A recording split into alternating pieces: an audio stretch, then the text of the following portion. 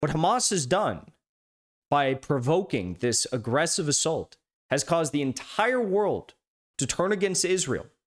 Hamas's actions on October 7th caused history to be rewritten and to break this cycle, this generation-long cycle, multi-long generation cycle of oppression, of genocide, of stealing land, of abuse, and ultimately of genocide against the people of Gaza.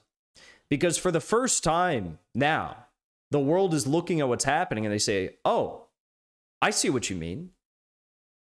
The world is looking at Gaza and saying, we apologize. We apologize for turning our back on you.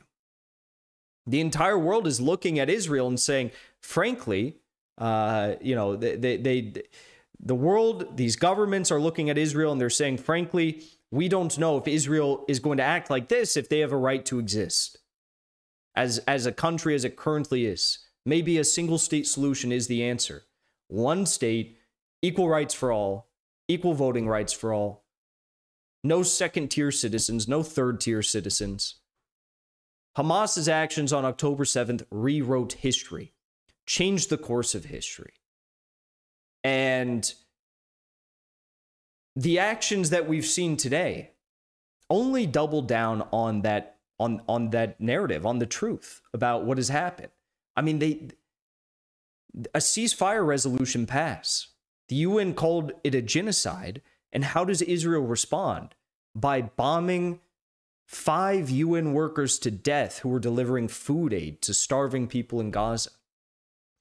If that is not the most clear indication of all, that Israel has completely lost it, completely lost any right to claim victimhood, completely lost any right to claim that they are a legitimate government, acting as a legitimate government should act. This is it right now. We are witnessing it. The whole world is watching it. Okay? And it's terrible that it has to come to this, but you have to understand, what other options are there? All other options have been exhausted. So I don't think anyone in their right mind could sit down across the table from, a Gazan and look them in the eyes and tell them like, oh, you should have done this. Oh, you should have done that. If any human being on the earth could sit down across from a Gazan and tell them they should have done something, you guys should have done this, you were not doing the right. Shut the fuck up. If you tried to do that, if you think you could do that, think again. You are a coward. You're a coward.